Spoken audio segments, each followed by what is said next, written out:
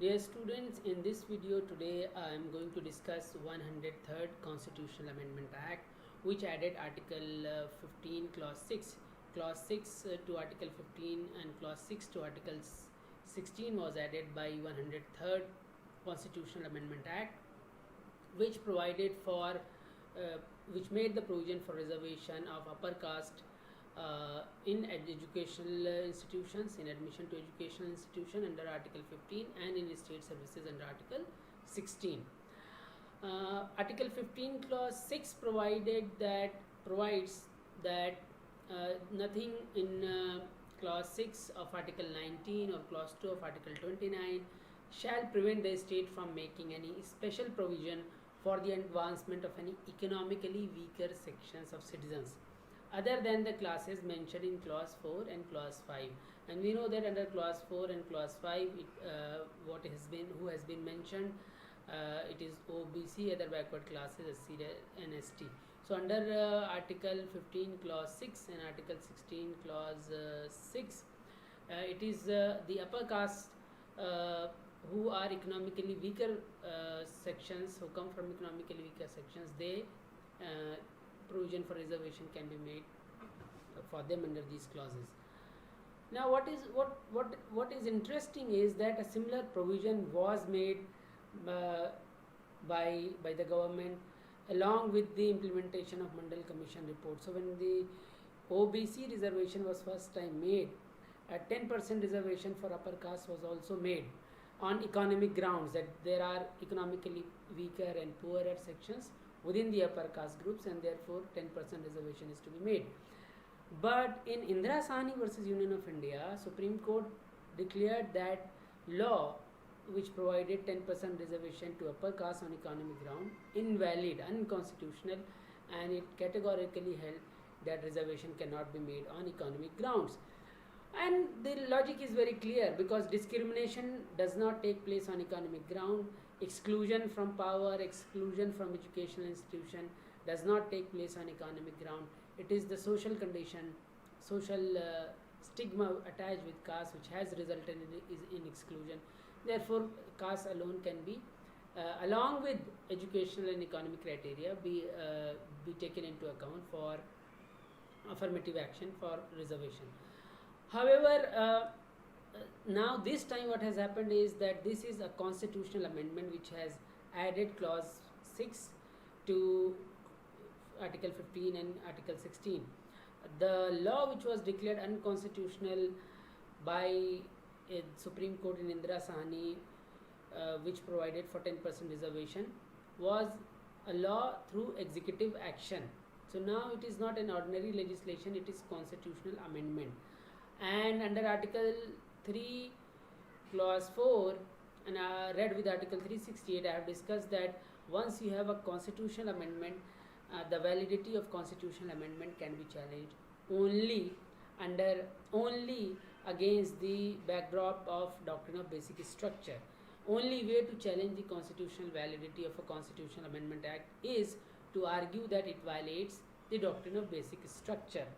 So that but challenge to the Constitutional Amendment Act, 103rd Constitutional Amendment Act, is pending in the Supreme Court.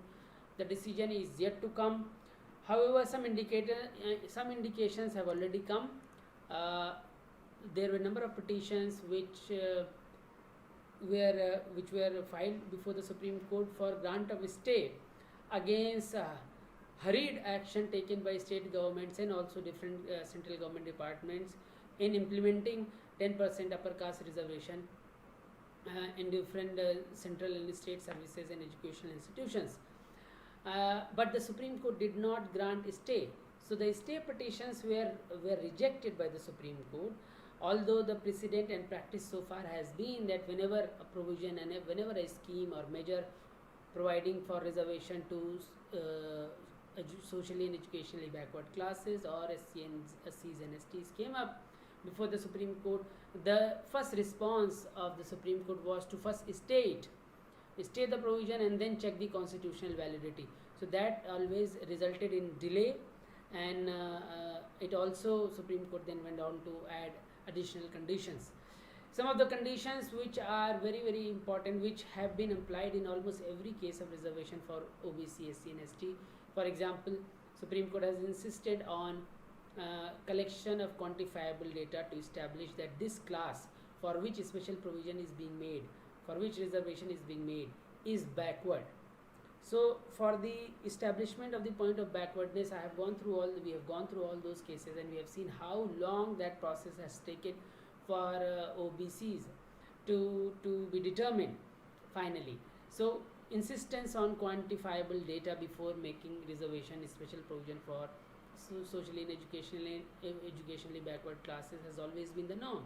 But now in case of 10% upper caste reservation, Supreme Court has not insisted on this requirement while hearing the stay petition.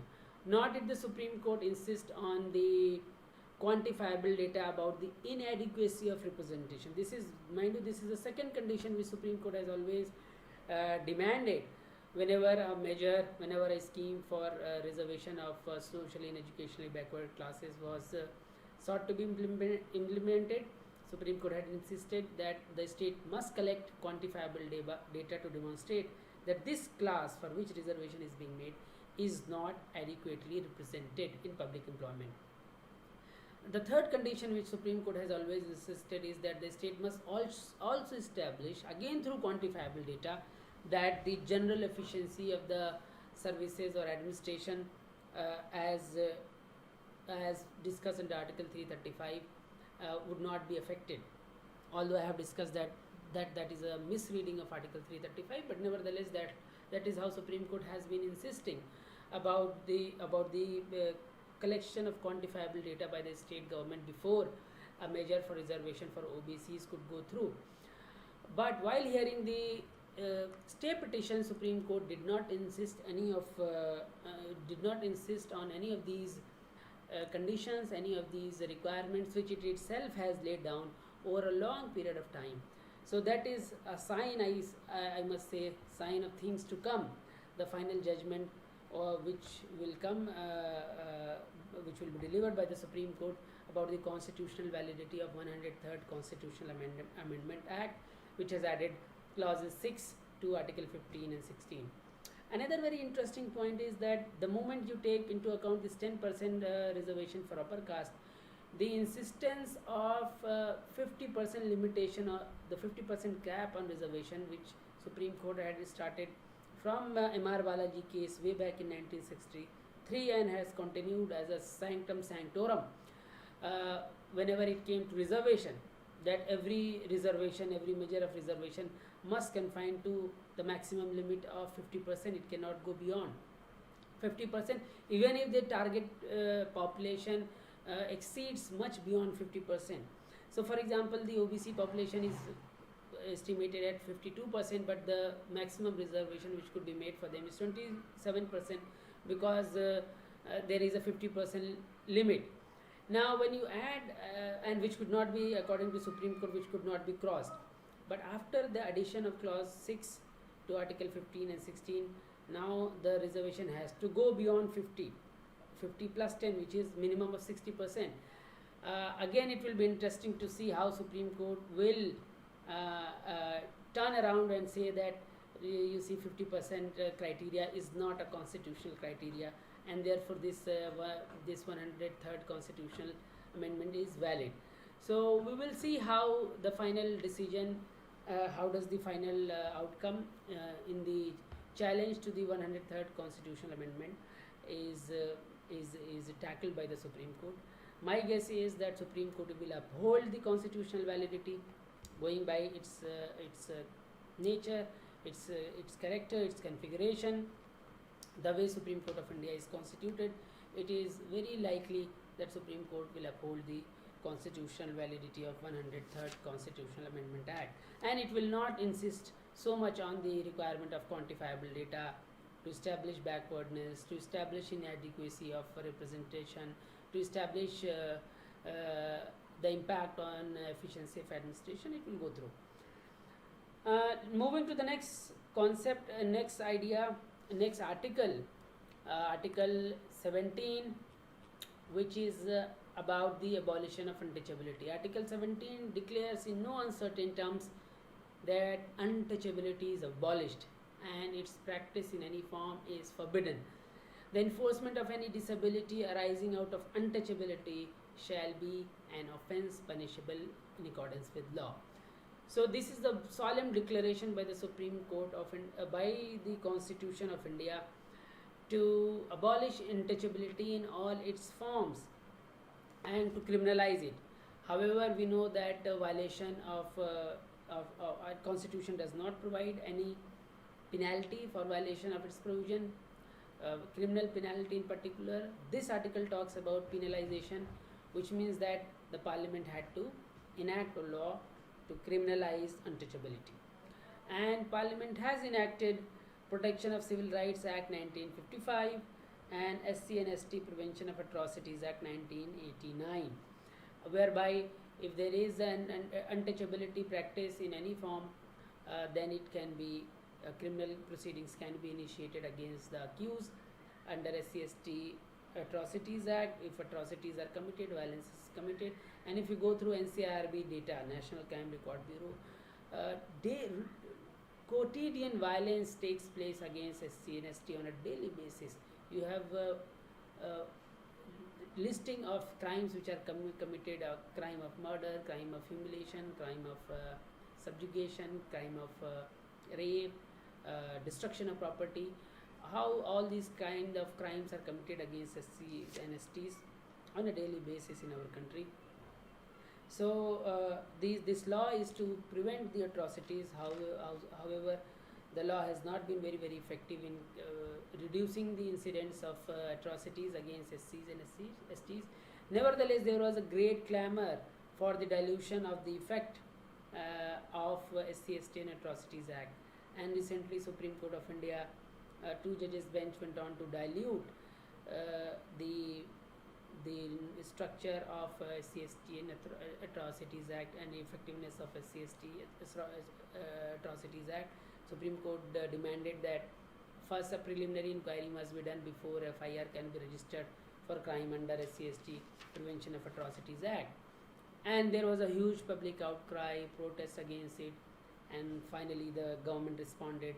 The Parliament restored the original provisions of the SC/ST and Atrocities Act, not before rewarding those judges who had delivered the judgment against SC/ST Atrocities Act through plum positions. In Asiad, in People's Union for Democratic Rights versus Union of India, Supreme Court has held that the protection of Article 17 is available not only against the state but also against private individuals. So, in case private individuals are practicing untouchability, they are in violation of Article 17, then the state must take necessary steps to ensure that Article 17 is not violated. Now, coming the question of untouchability, practice of untouchability, or the problem of atrocities against SCs and STs, that problem basically is a problem of configuration of power structure. Unless and until these groups are able to match up to the other social classes of the country, atrocities against these groups are not going to stop. And that's why affirmative action, reservation, and representation of these groups is so important, so that atrocities and discrimination can come to an end. It is really a blot on the civilization, Indian civilization, that crime against human beings takes place because of birth in a particular caste. Nothing could be more shameful, nothing could be more sinful, nothing could be more criminal than persecuting a person because he or she is born in a particular caste, religion, gender, race, or sect. Now, coming to the next article, Article 18, which talks about abolition of titles. Before independence of India, before the commencement of the Constitution, the government, British government, used to confer titles: Sar Bahadur, Tej Bahadur, Khan Bahadur. All these titles were used to be conferred by the British government to those who were loyal to it. So The Constitution abolished that practice, and Article 18, Clause 1 provides that no title not being a military or academic distinction shall be conferred by the state. So, military or academic titles or distinctions can be conferred, but saving military or academic distinctions, no other title can be conferred. Nor shall the Indian citizen accept any title from a foreign state. However, we know that titles like Bharat Ratna, Padma Bhushan, Padma Vibhushan, etc. are routinely conferred by the Government of India. And the practice of conferring these awards, titles, was challenged in Balaji Raghavan versus Union of India. And Balaji Raghavan, the petitioner, prayed that it is this practice of giving the award of Bharat Ratna, Padam Bhushan, Padam Vibhushan, and Padam Shri is against Article 18, and therefore this practice must be stopped. However, the Supreme Court held in this case, Balaji Raghavan versus Union of India, that these are national awards and they do not confer any title. They do not amount to conferment of title within the meaning of Article 13. They are in recognition of the services provided by these people in different walks of life, their contribution to national service. It is not a title, it is rather a recognition of the services done to the society, done to the country. One point which must be noted with respect to Article 18 is that there is no law which can provide or which provides for any penalty for the violation of Article 18. So even if somebody goes on to accept an award in violation of Article 18 from a foreign state, till date there is no law which can hold that person responsible, or any kind of proceeding could be initiated against that person. There are a number of states, France for example, Malaysia, Germany, these countries, Britain, they do recognize people from all across the world. In fact, we also in our country have this practice of conferring some awards to distinguished personalities from all parts of the world. So sometimes Indian citizens also accept these awards from these foreign states, although Article 18 says no title can be taken from a foreign state. So because there is no penalty, there is no civil or criminal law enacted under Article 18 to give effect to the provisions of Article 18, so far nothing can be done against those people. So this is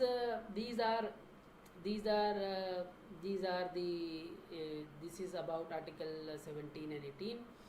Now we need to move on to Article 19.